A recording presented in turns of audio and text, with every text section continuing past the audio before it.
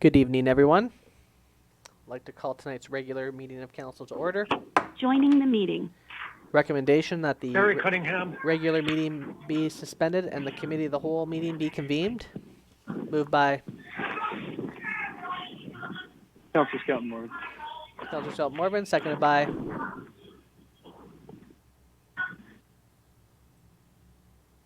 any seconders? Councilor Niche, okay. Anybody opposed? Motion's carried. Okay, I'd like to call tonight's committee of the whole meeting to order. Recommendation that the agenda for the committee of the whole meeting of February 22nd, 2021 be adopted as circulated. Moved by Marina. Councilor Renhauer, seconded by Councilor Skelton Morgan. Anybody opposed? Motion's carried. Any comments from our members of public or to our corporate administrator? There have been no comments received. No submissions this evening? Okay. I'd entertain a motion to adjourn and to reconvene the regular council meeting. So moved, Barry Cunningham. Seconded? Councilor Ady. Councilor Ady. Okay, anybody opposed? Motion's carried.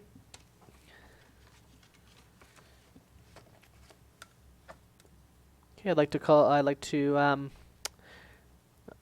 recommendation that the agenda for the regular council meeting of February 22nd, 2021 be adopted with the amended item 4A removed and adding item 4G. Moved by So moved, Barry Cunningham. Councilor Cunningham, seconded by Councilor Skelton Morgan. Councilor Skelton Morgan. Anybody opposed? Motion's carried.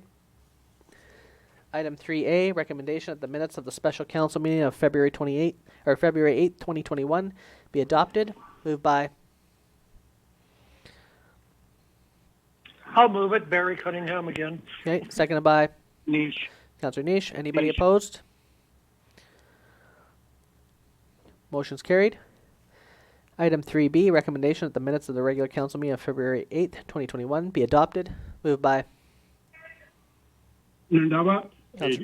Councilor Rundaba, seconded by Councilor Ady. Anybody opposed? Motion's carried. Okay, first report from our planning department regarding DVP 2026 at 220 9th Avenue East. All right, this is Chris here. Public notice was sent out regarding the development variance permit 2026. We have received one letter from a neighbor in support of this application for a front lot line setback variance of 1.8 meters. The letter addressed the recent and proposed refurbishments to the applicant's residence as being a visual improvement to the existing building. Because there are no anticipated negative neighborhood impacts and no public opposition, we would recommend that council approve this variance application. Okay, so recommendations that council approve the variance application at 220 9th Avenue East. So moved, Barry Cunningham.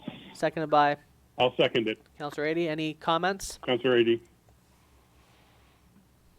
Any discussion? Anyone opposed? Motion's carried. Item 4C, another report from planning regarding DVP 2027 at 975 11th Avenue East. This is Chris here again. Public notice was sent out regarding the development variance permit 2027. We have not received any public feedback regarding this variance for a side lot line setback variance of 0.1 meters. Because there are no anticipated negative neighborhood impacts and no public opposition, we would again recommend that council approve this variance application. Okay, so recommendation that council approves DVP 2027 at 975 11th Avenue East. Moved by Councilor Ady. Councilor Ady, seconded by Councilor Renhauer. Any comments or discussion?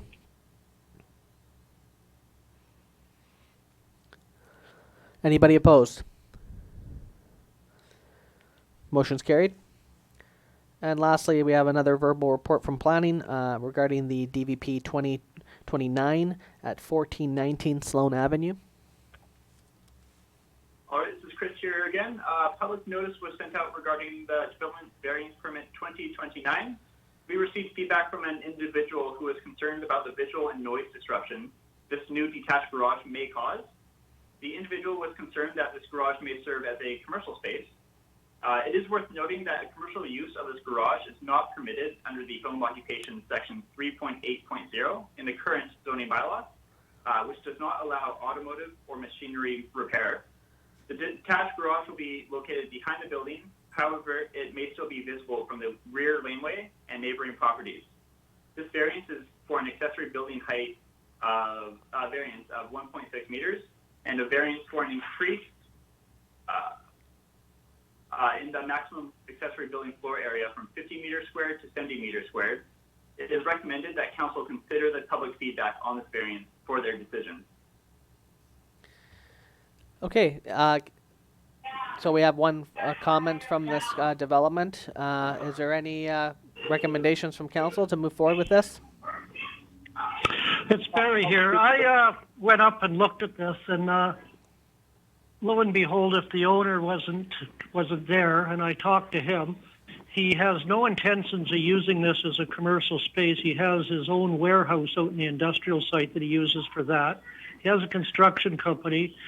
He has quite a few toys, not snowmobiles, but ATVs.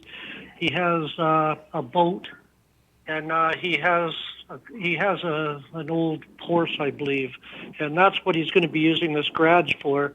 The height is for the boat, and while I was there, I talked to one of the neighbors, and they have no objection to it. And the fact it's in the back, and when even coming up McKay and looking at it, you're hardly going to notice it. So, and he's spent a considerable amount of money upgrading a duplex in front of this warehouse to a single dwelling house. So and the objection comes from somebody that's 3 blocks away, 1700 block, and this is a 1400 block. So I support this.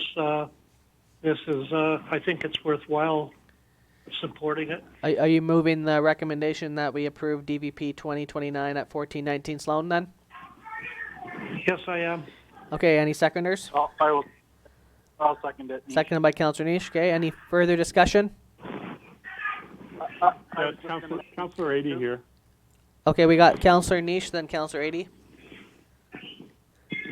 Yeah, I was just to say that his previous home, this person actually he had a similar setup there also with the shop, and I never saw any signs of commercial business like that, and I would feel that it would be similar in this situation. So I am agreeing to it too.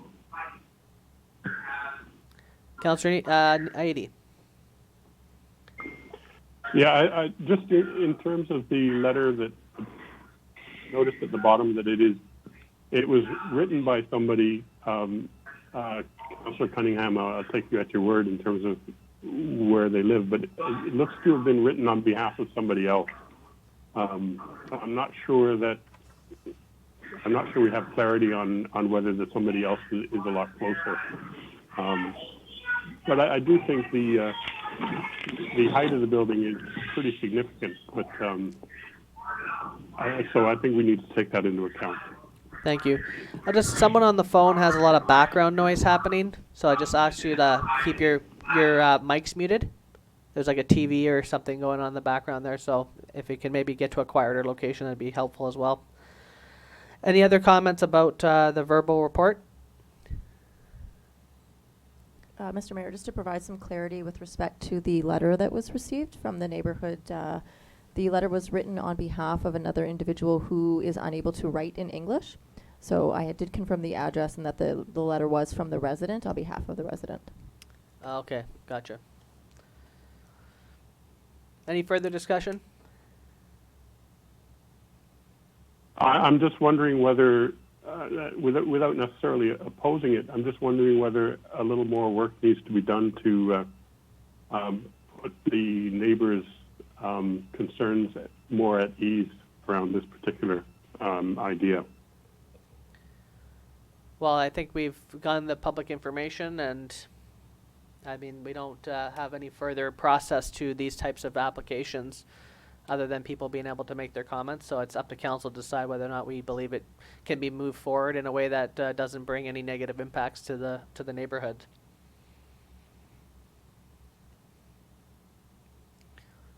Is there any other comments from council on this item? No, I'll just call the question. Okay, is there anyone opposed? I will oppose it just because of my previous comment. Okay, thank you. Motion's carried. All right, another report from planning regarding a temporary use permit, TUP 2101. Go ahead. All right, this is Chris here. This is an application for a property located outside of the city core on lot 213, district lot 251, range 5, Coast Range District Plan 1806. The applicant is asking to store construction demolition materials on his vacant lot in sealed industrial grade bags. The applicant has stated that he is unable to dispose of these construction demolition materials until the expansion to the local landfill has been completed. It is worth noting that the current P1 zone lots are undeveloped, and this temporary use is not anticipated to impact any resident of Prince Rupert. The storage of these industrial steel bags will not be visible from off-site, and the applicant has confirmed that these construction demolition materials do not contain asbestos. An important note for this application should be made. Although the unenclosed storage of these materials is not permitted in the current P1 zone, the draft zoning bylaw proposes to allow unenclosed storage in the P1 zone. We recommend that council proceed to the statutory public notification for this application. Thank you. Chris, I have a quick question for you. So in terms of this disposal, it's probably for some sort of demolition or deconstruction of probably some homes units or something like that.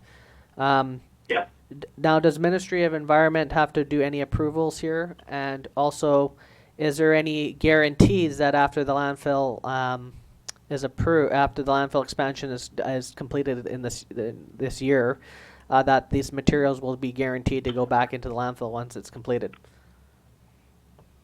Mr. Mayor, this is Rob. We're not aware of any MOE approval process for this.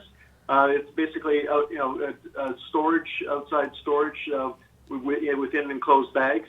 The applicant has indicated that all the demolition waste will be in containers that will be closable. So if there are any particular materials that need to be treated, especially they will, be in containment. There is no time frame for removing them to the landfill. And we didn't ask the applicant that. This is a temporary permit application, though we would note in the draft new zoning bylaw, this use would be an outright use within the zoning bylaw. So once the new bylaw is adopted, the effect of this temporary use permit would fade away. This is simply enabling them to start storing waste in advance of the zoning bylaw. Okay, thanks for that. I guess my main interest is ensuring that if we're storing waste temporarily, that after that temporary permit is completed, that they need to put it in its appropriate location, which is in the landfill. So the recommendation is that council directs staff to proceed with the statutory public notification for temporary use permit TUP 2101. Moved by... I'll move that. Barry Cunningham. Councillor Cunningham, seconded by... Niche. Councillor Niche. Any other comments about this?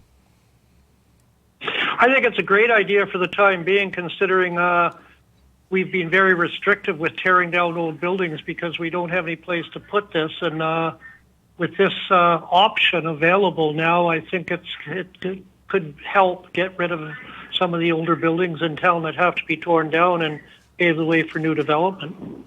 That's my 2 bits for it. Other comments? Could I Councillor Adey here.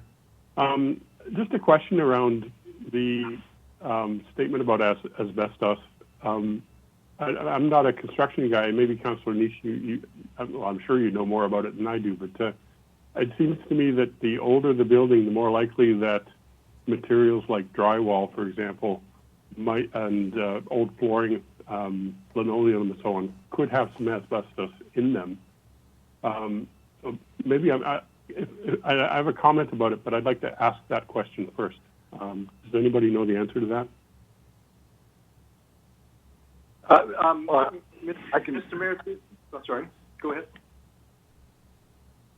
I was just going to, Councilor Nish here. I mean, as far as tearing down buildings, there is a permit that's required, through the city, and in that permitting, you would have to show proof of that you had it tested for asbestos. So you can't, as an example, if you look at the side of the Empress that's downtown there, you can see where they've gone in and they've removed all the asbestos siding off the side of the building, and so I would assume that through our permitting process of demolition, that the required testing would be done for asbestos to remove it before you put it in these bags and store it on that site.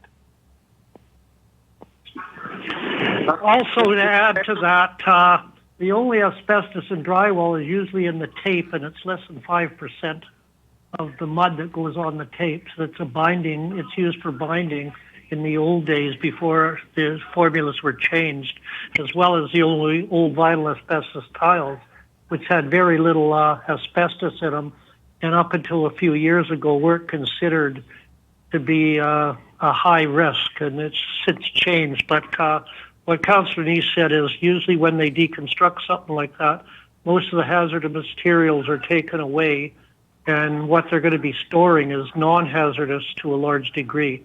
And the fact they're in the bags that contain all this and it can't leach into the ground or anything is an added protection to it. So, it's stuff that would be going into landfill anyway. And if we don't come up with an alternate place to put this stuff and store it until the landfill is finished, it's just going to go down the highway and it's going to be lost revenue in the tens to 20s of thousands of dollars, which I think our landfill can use in the next year or so anyway. So that's my 2 bits for it. Rob, did you have a further comment there? This is Chris here. I just wanted to let you know we've been provided comments. The applicant has stated that All West Demolition has assured them that all asbestos, if any, has been previously removed prior to the bagging. And he's also assured us that there's no hazardous waste materials in this demolition material. Okay. Councillor Adey, did you have further comment?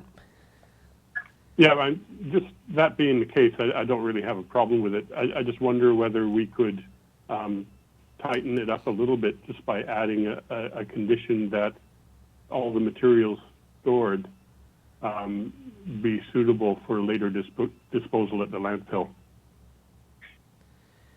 Mr. Mayor, if I may? Yeah. I think it'd be very suitable and appropriate, given the assurance by the applicant, to put in as a condition on the temporary use permit that there will be no hazardous waste materials stored on the site. And also, are you saying, Councillor Adey, that we also assure them that they put it in the landfill when they're completed? Is that what you're saying? No. The applicant has said that there won't be any hazardous waste materials during the demolition process, and any asbestos will be removed and diverted. So this is, as represented by the applicant, clean waste. And given that assurance, if council wants to put a condition on this that is consistent with the assurance, the council could say that the one condition on this is that there be no hazardous materials included in the storage materials. Okay. Would council be willing, as a friendly amendment, the first and seconder, to add that to the resolution? I have no problem with that. I'll move it on.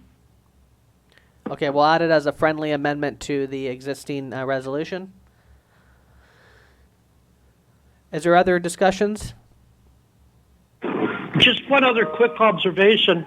Looking at this property, it's going to public notice, but it's just, is it all Crown land around there? Like, how does this go to public notice when there's no public around? Just my question. Mr. Mayor, it would go to the adjacent property owners would be notified, so that would have to be to the provincial crown. And so, in terms of a neighborhood, it's not disturbing a neighborhood. Right. But it's still part of the legal requirement to do the notice. Yes, it is. Okay. Okay, any further discussion? Hearing none. Is anyone opposed? Motion's carried. Next, we have a report from planning regarding the proposed interim housing development strategy. Thank you, Mr. Mayor. This is Rob. We're pleased to introduce this proposed interim housing development strategy for the City of Prince Rupert.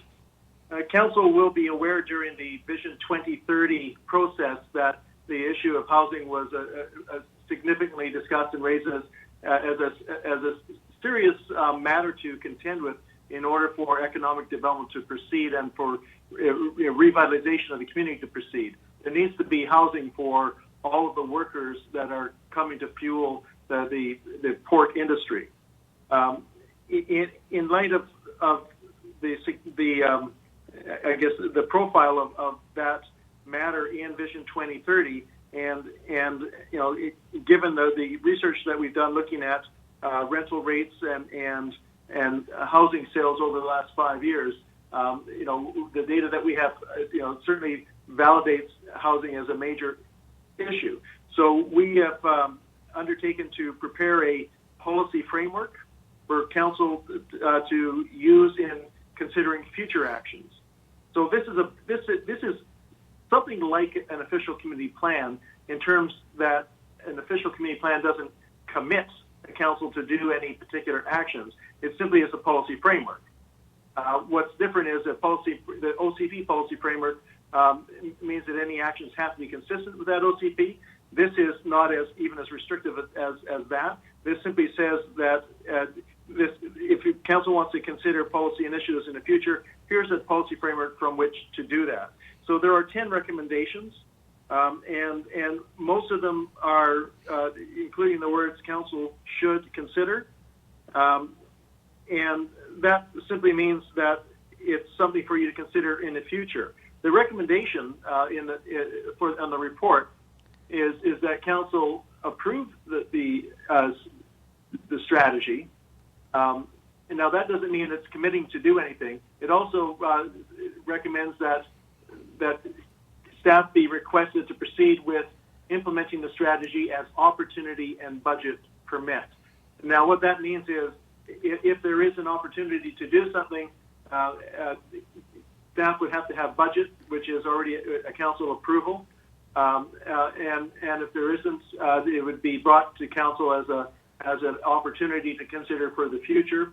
And then council would get down to brass tacks on whether or not it will do something. So none of the recommendations say council will do anything. It's all about establishing a framework and this framework is based on recent initiatives like Vision 2030, current initiatives like a new official community plan and the zoning bylaw, and it also lays out some future initiatives, in particular a housing development strategy that is outlined in rough in the appendix.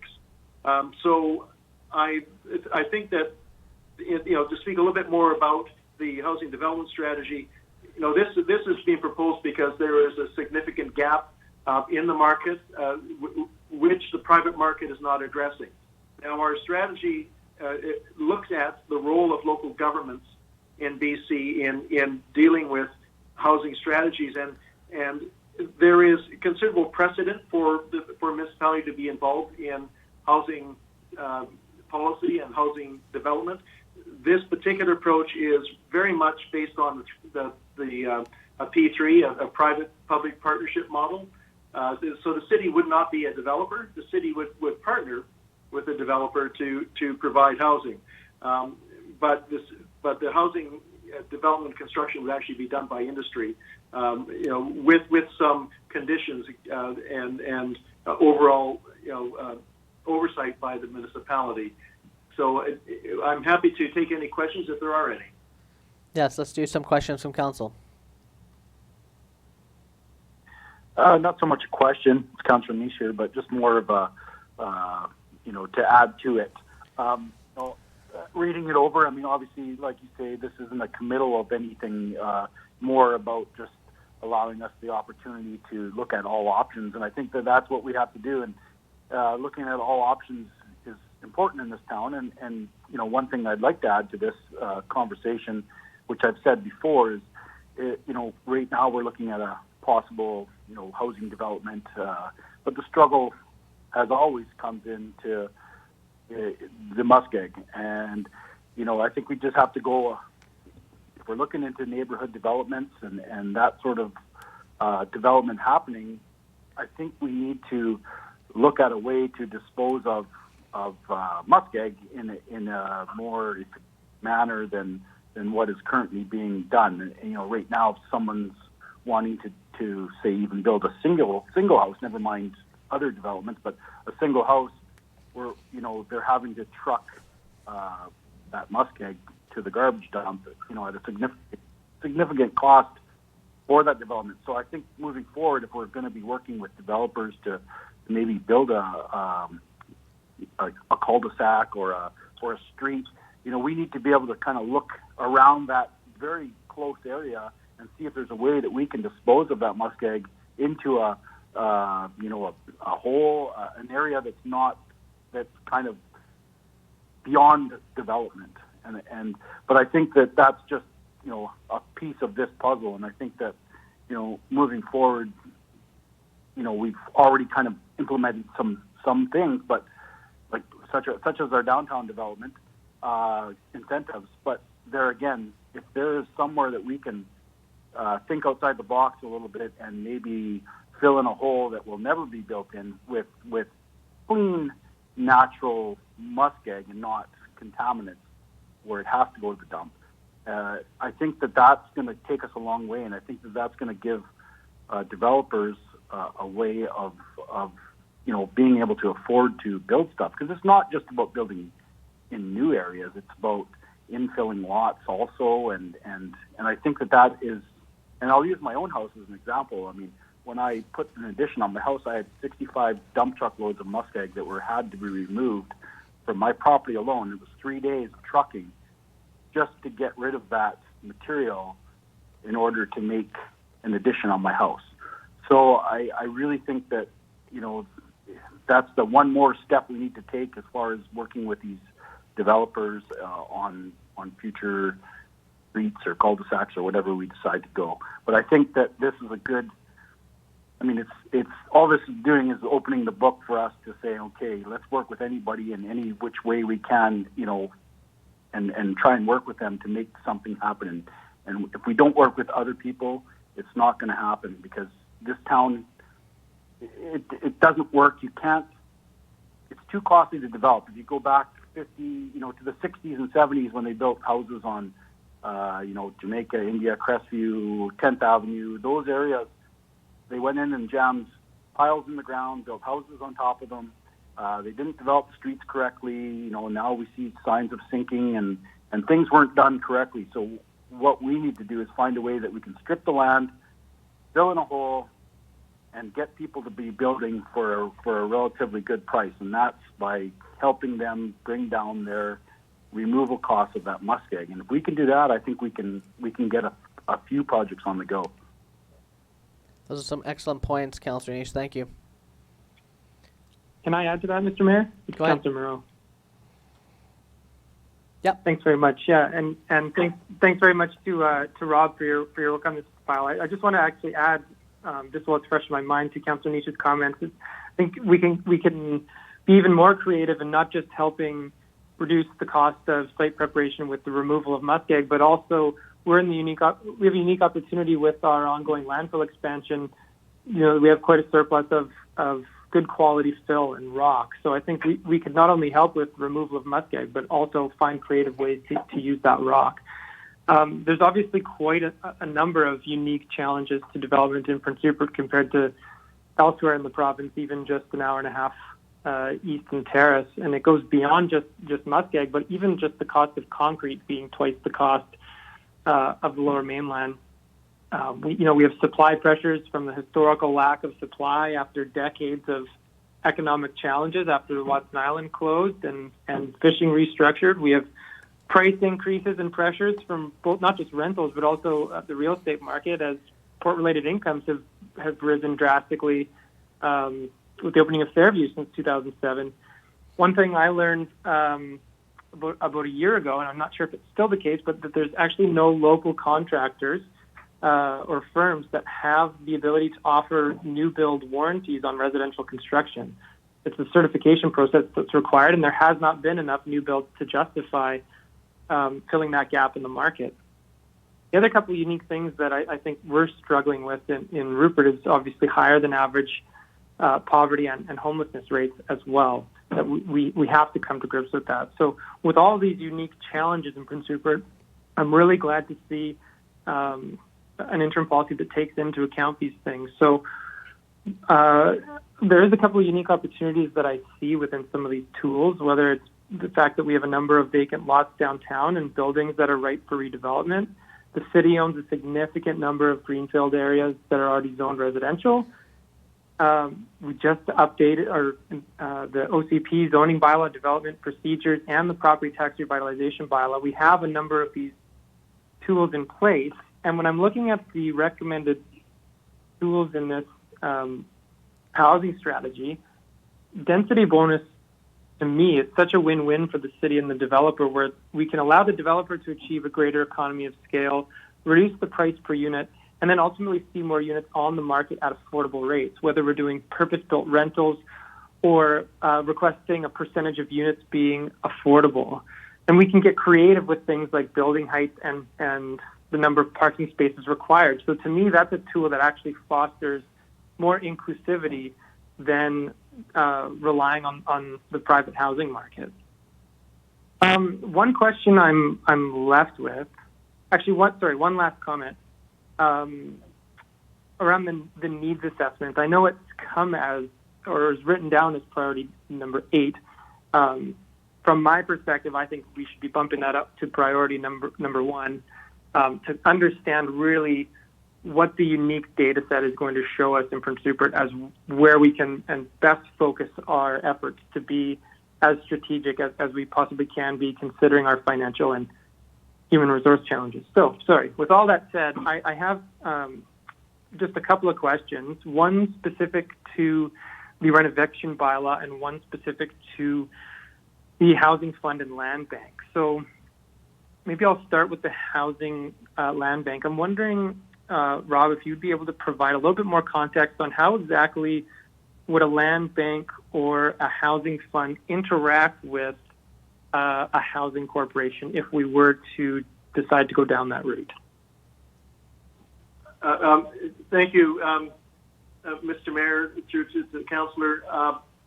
I think that's something for it to be determined in the future. I mean, clearly, if this becomes at an arm's length, municipal subsidiary corporation, the council would need to put its mind to how it wants to fund the corporation and how it gets its funds back. Now, of course, it owns the corporation. It owns all the assets that it puts into it. So, this would have to be put out, mapped out in a business model, which we haven't gone there yet. Where this is pretty high level at this point. But what I hear you saying is that we'd be able to establish basically this housing fund utilizing the land as the asset rather than potentially a cash contribution, and that would be our partnership with industry?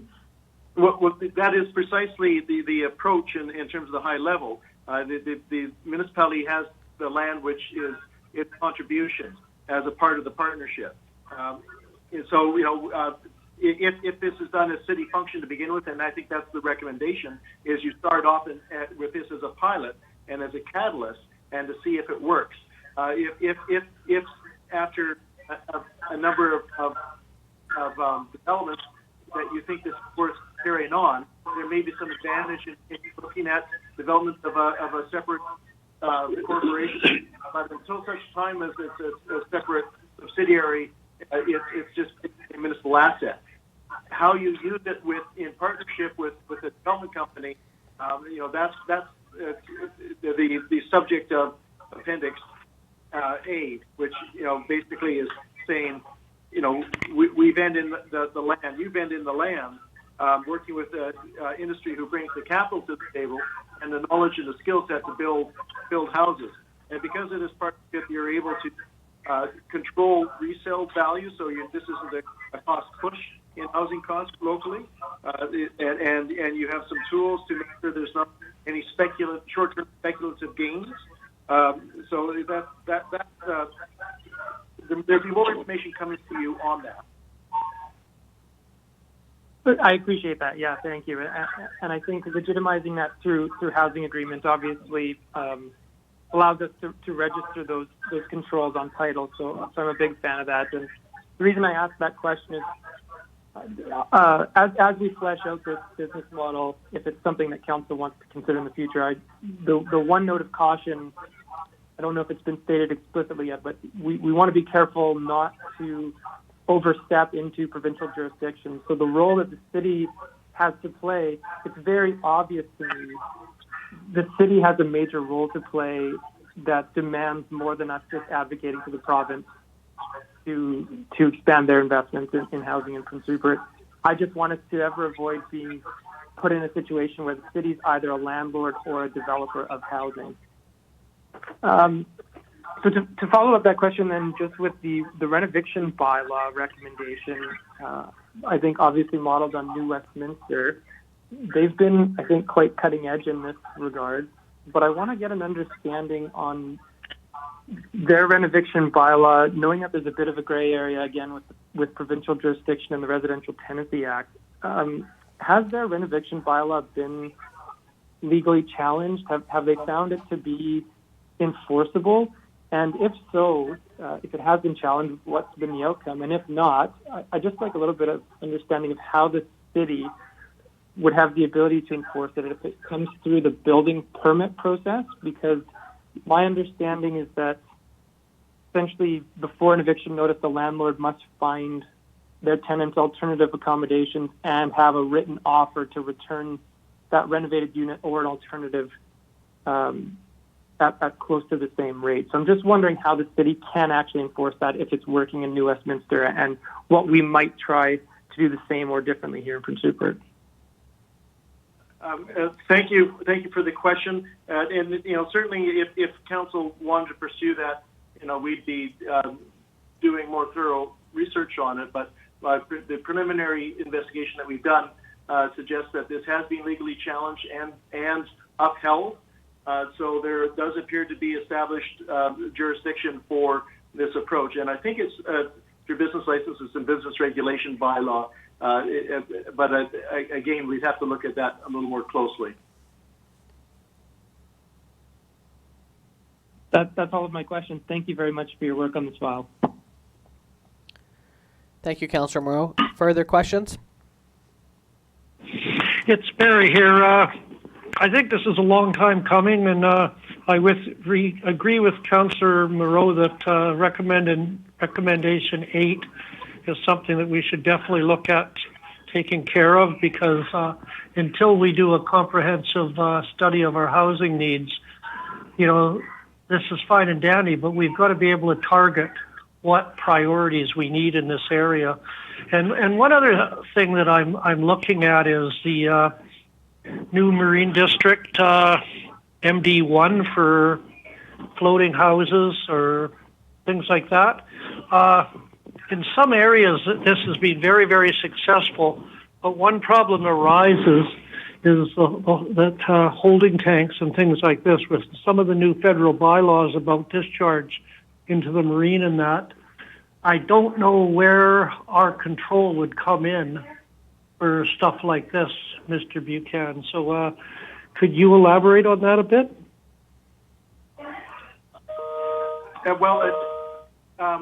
Thank you for the question, Councillor Cunningham. That particular about the floating village those homes. We don't have any specific information. Rob, We do know Rob, that can I stop you just for a moment? Sorry. Yes. Someone really does the need to background mute noise their is on the night. mic. Yeah, the mics need to be muted, you guys. There's a TV in the background on someone's thing there, and it's blaring through the mic here. Thank you. Go ahead. Sorry. And, no, that's just fine. So we understand that sewage can be pumped into the municipal system. And that there may be some form of reservoir and holding tanks, but we simply haven't got to that kind of detail yet. So that would be fleshed out in the future. I would like to just point out, though, that there are 10 recommendations. These are not prioritized. One is not more important than the other. They're simply things that if there is opportunity to pursue, that council has now a policy framework to say, yes, let's look at that, and consistent with our housing strategy, it focuses our attention on trying to find opportunities. So it may be that council does number 10 first, followed by number 8, then maybe number 4. So it really depends on opportunity. The one bylaw or recommendation I like is establish a bylaw to restrict renovation evictions, because I've heard in the last couple of weeks of 2 or 3 people that are worried about, they traditionally had below market rent, and now with a house going for $1,700 a month, they're being told that their landlord's thinking of evicting them because he wants to fix the house up, and under the auspice of like I can do some superficial stuff and then rent it out again for $1,600 to $1,800, and this is just creating more and more of a problem for our housing needs in this town, and that's so some sort of renovation or renoviction would be nice to look at right away, especially if we copy something like U.S. Minister if it's being upheld. I'd like to see that done as soon as possible. Further discussion. Councillor 80 here. Yeah, go ahead. Councillor 80 here. I'd have to leaf through it to find the spot, but it seems to me that I read that the targeted market in the immediate terms is for new port workers, professionals, and the tradesmen, because that's what we're being told are the pressing needs in terms of port expansion, and fair enough. I'm just wondering where that target market contrasts with the kinds of needs that I think we're facing for lower income people and subsidized housing. I'd like to know that this plan is going to incorporate both those things. Maybe I can comment on that. Rob, it's Bob. Yeah, maybe I can comment on that. One of the things that automatically sets up some priorities is the issue that some of the other kinds of housing is very capital intensive, and you need outside money, probably from governments, et cetera, to be able to move forward on any kind of a proposal to do social housing. And we are not in a financial position to do that. What we are in a financial position to do is to be able to leverage some of the properties which the city owns, to be able to, in effect, subsidize some of it, but through the private sector in a P3, we're able to actually produce some housing, which would, because the financial mechanics of it would have to address the market housing first. Just because the cost of doing any other kind of housing is so overwhelming, and the result of it is that you have to substantially subsidize the prices of what the income side or say the rental side of that type of housing, and it's only the senior governments that have the financial wherewithal to be able to pull that off. So we would have to look to partner with BC Housing, which we are having ongoing conversations about the other types of housing, and I think that ultimately that will come to pass. But for now, just from a city's point of view and what we're capable of doing, I think we're only capable of dealing with market housing at this precise point. And if I can augment that thought, recommendation number 7 actually speaks to the role, the continuing role of senior governments in providing, basically the social and the assisted housing. And that's something that the city is doing now. So this recognizes that current practice and basically it makes it permanent in terms of policy going forward. So the other housing is not overlooked. It is very much about what the city has the capacity to do, and it really responds to this need for worker housing, which is going to allow the economy to fire on all cylinders. So this is much an economic development tool as well. And then there's this other point of the housing needs assessment. That is a priority here, and the province has mandated this to be initiated by April 2022. There is funding that's made available for this periodically, and so I think with this in place, we could be looking to get into the next intake for that housing, and that funding, I think it's upwards of $20,000. That would probably pay for that effort altogether. And I'll just quickly comment for Nick's comment there too. I think we've actually seen quite a lot of traction here with the provincial government on the social housing side of things and the low-income housing. You've seen the Kitkatla's housing project, the old Anchor Inn, the Crow's Nest Lodge development, which was 36 transitional units, which the city donated the land for that project as well. We also have the new shelter, which will have another 48 units, so we're looking over 80 units of transitional housing for the community too, plus a permanent 24-hour a day, 7-day-a-week shelter, which is great to see. And then obviously BC Housing is going to be doing a variety of upgrades and new developments in the community up at Kootenay, but also on some of their other portfolios in the community as well. So that's looking like 100 plus, potentially 200 new units from those. Council's in the process of considering a new zoning application for Lac Willam's, which is another 60 units.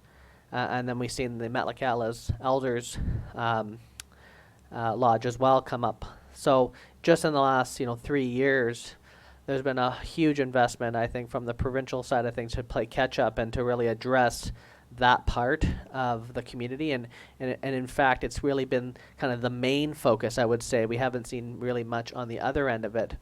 And now we're seeing, at a private level, we have the 60 units from Digby Towers coming online. And then hopefully through this new policy development, we're going to spark even more so that we can, as the report outlines, is the housing spectrum, from the transitional units, social units, to the market side of things. You kind of need to get the whole spectrum. So I would say that, and based on what we're doing with the zoning bylaw and the OCP, that it's not about if or, that it's about an and, that it's both spectrums of the development.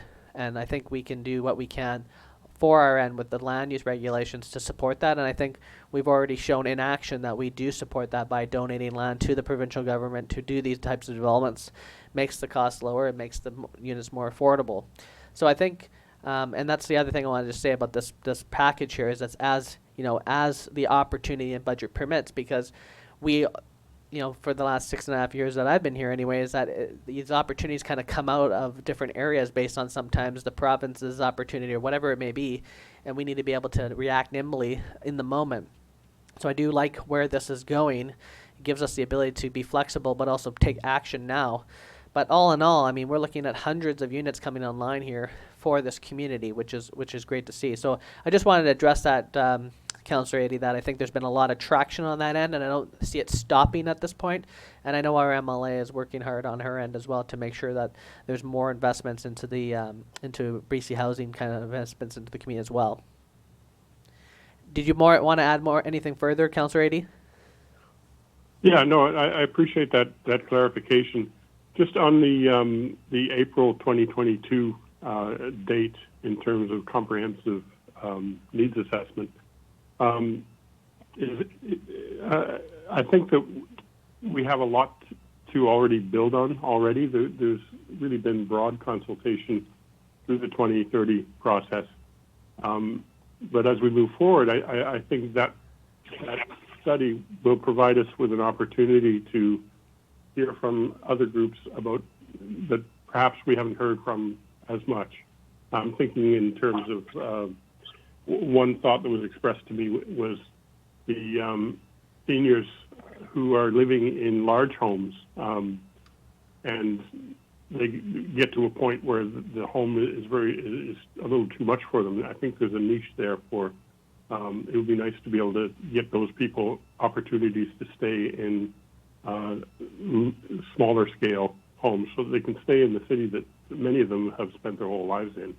I'd like to see some of those other voices come into that conversation, not just that issue, but other voices as well. And I'm hoping the April 2022 process will allow for that.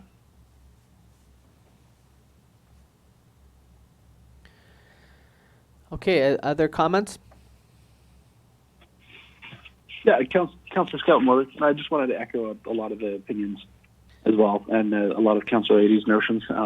I like that this particular package allows us to be quite nimble and enterprising, which is something that Rupert has been kind of set apart with compared to other municipalities our size, to be enterprising but also very entrepreneurial, so that we can be very, very nimble and on our feet when reactive to these opportunities while they're here. So I echo a lot of these notions that have been made. So, and have we had a motion on the floor yet? Not yet. Well, I can move the motion if that's. You want to move the recommendation? Sure. Okay, anybody want to second that? Yeah. I'll second it, Barry. Okay. Other discussion? Okay, I'm just going to quickly say a couple last things here. So, just on the housing front, I mean, it's a challenge across Canada, this file. It's not just about Prince Rupert, but, I mean, this whole nation and this world is actually having a housing issue at the moment. And we have to be cognizant that we have a variety of needs on that spectrum. And so from our lens, at the city's lens, I think we've done a lot just in this past year alone to try to push the needle over the edge here. We've changed the development guidelines procedure bylaw, which now will create a more streamlined development process and allow voices to be heard up front in a development. I think that's something we're seeing loud and clear now, is that people want to know first, before a development comes to council, what the development is and what the details are. And the way it has been is that we have a public engagement loaded on the back end. So when after the first reading, second reading, then there's the information session and the public hearing. It gives too much time for people to speculate on a project before they get information. So moving forward now, council's made that change based on the recommendations from our new planning group here, that we will have that public engagement up front. And I think that's going to solve a lot of problems. I think that developments coming to the community and having a chance to explain to the public first is going to be such a game-changing part of the process, because at least then people will have all the information they want and need before council even considers having it at a first reading, which I think is going to be such a key thing here, right? And then we have the tax incentive bylaw for the downtown, and seeing part of the strategy of infilling. I think that's going to be a great endeavor, and we're hearing lots of interest on the ground from existing building owners and new people that want to come into the community, or existing people here that want to invest into making Rupert a better place to be and build housing in the downtown and new commercial. And I think people are going to take advantage of that, and I'm hoping we can hear more about that in the spring. And then obviously we have our new OCP and the new zoning bylaws, which with the secondary suite policies and all those types of things that I think are going to help streamline and add more clarity for people when they're building housing here in the community. So all in all, and now with this new interim strategy, housing development strategy, with these recommendations, it gives us a variety of tools to lean on as we need them. And we've got already a whole bunch of initiatives on the way now, and as I mentioned to Councillor Adey just moments ago on the social end of things, but we're also moving forward with private developments, which is also another needed area here, and we put that RFP out for a bid on the subdivision for city-owned land, and we're gonna hear more about that hopefully here in the spring as well. So I'm hoping that we're gonna see the market itself starting to take its own traction. And one of the key recommendations that came out of the Vision 2030 process was that as a community is that we would have to do all of these kind of initiatives now to create the market, that the market wasn't just going to come just because there's jobs. We have to put all these things in place to ensure that people want to start to build. And de-risking those projects is one of the ways to go about in doing that. And that's kind of what we're starting to address here with this interim housing strategy. So, we need to build hundreds and hundreds of units in this community. I think we're on track for that. We already have a couple hundred units moving forward in the town. And I think we're going to have a few hundred more here in the next couple of years. And ultimately, we're going to have to keep progressing with that. But we're setting the foundation now for a new development environment, I guess you could say, in Prince Rupert for the next decade. And that's something that I think we haven't done as a community for ever, really. And setting that foundation for developers and homeowners and the community to be able to interface in a streamlined way that makes it so people's voices can be heard in all these projects as well. And I think that's another key thing. We need to make sure that everybody's having a chance to have a fair hearing on whatever it is being proposed for the community. And we as a council need to ensure that that process is very clearly laid out and that it's communicated very well so people understand what the process is moving forward. So with the new development guidelines, I think we have set that foundation, and I think we're going to start seeing a lot of traction here. So I just want to thank the staff again for all the hard work they're doing here to help this community solve a very huge challenge, which is really a multi-level government challenge and a multi-sectoral challenge, right? It's a challenge for every single person in this community, and I'm glad we're taking a proactive approach to it, and I'm glad we're trying to be part of the solution for that. Is there any final comments for the interim housing development strategy?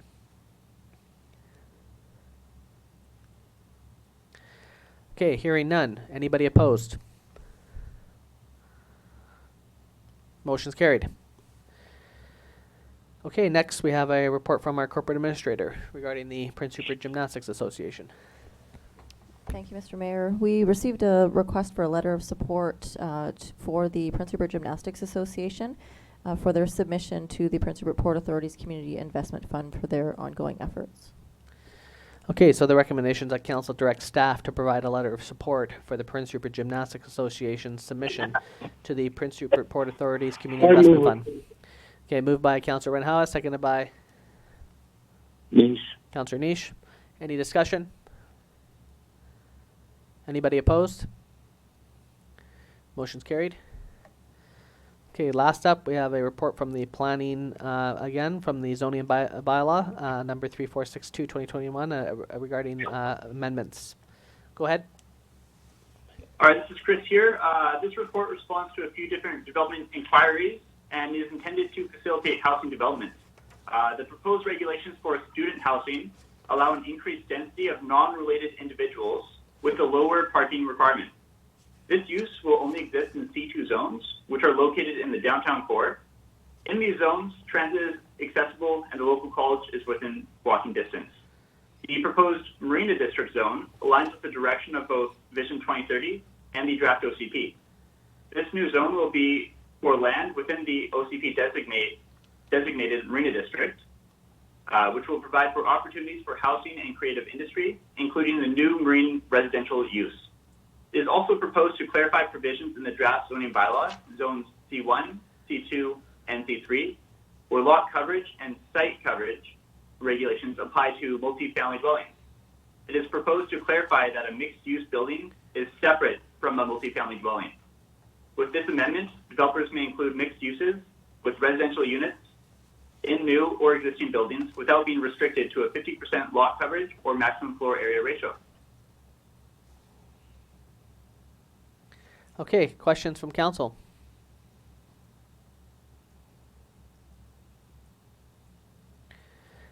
So the recommendations that council amend zoning bylaw number 3462 2021 to include the proposed recommendations, and that staff be directed to proceed to public hearing when health conditions permit. I'll move it, Councillor Niche. Okay, moved by Councillor Niche, seconded by I'll second it, Barry. Councillor Cunningham. Any discussion?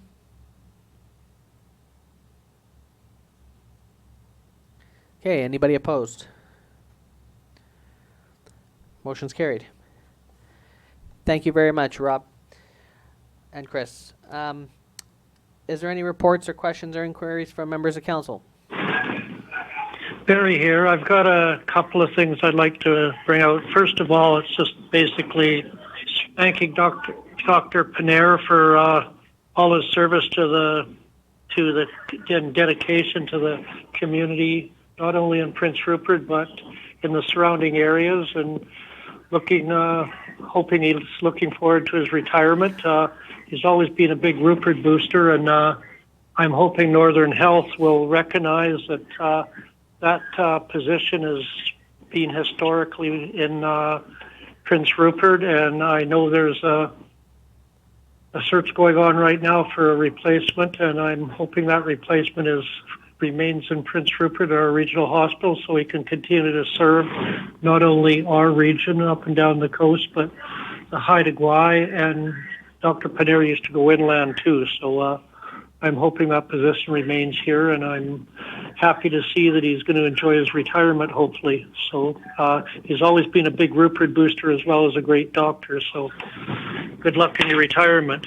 And the other thing is, I know we sent out letters to the downtown merchants to start cleaning up their business exteriors and that. I just would like to know, Mr. Mayor, where we are with that. Sure, I'll pass it to the corporate administrator here in a moment, but we sent the letters out, 3 weeks ago? And then want to explain maybe what the process is, what we're going to do once the letters are received, and maybe explain to the community what our plan is with that? Absolutely. So the letters were sent out approximately 3 weeks ago. I believe on March the 3rd it will be the 4-week anniversary from the letters being sent. After March the 3rd, we will be doing a comprehensive review of all the businesses for which received letters and follow up with respect to various bylaws such as property maintenance and or the nuisance bylaw. So the plan then is that the city's planning to take some action this year and to really target some of the pretty unsightly areas then? Correct. Okay. The letter will not be the last letter some of these businesses receive.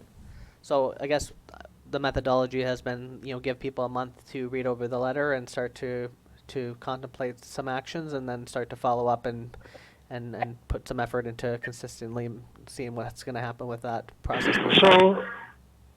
So if they don't follow up and clean up, then we're going to start cleaning up for them and hand them the bill, or start fining them? What's the process if they refuse to do or don't do anything? There is a process within the bylaws that we currently have in place with respect to if an order is issued to a business or a building owner to clean up. If they don't comply, then we can proceed with fines, and we can clean it up ourselves and place it on their taxes. Okay, thank you. Any other reports from council? Yeah, here's Ravinder here. Go ahead. I just have a question, Mr. Mayor. Like, do you hear anything from airline, like when they will start game? Because it's very stressful for people to drive to terrace, especially these kind of weather. So people like to start here very soon. I haven't heard anything yet, Councillor Renhow. We just, as a council, I think, approved that letter from at the last meeting with our MP to send to Transport Canada. So once we have information, that information will probably be known all at the same time in the community. Yeah, thank you. No problem. Other reports from council?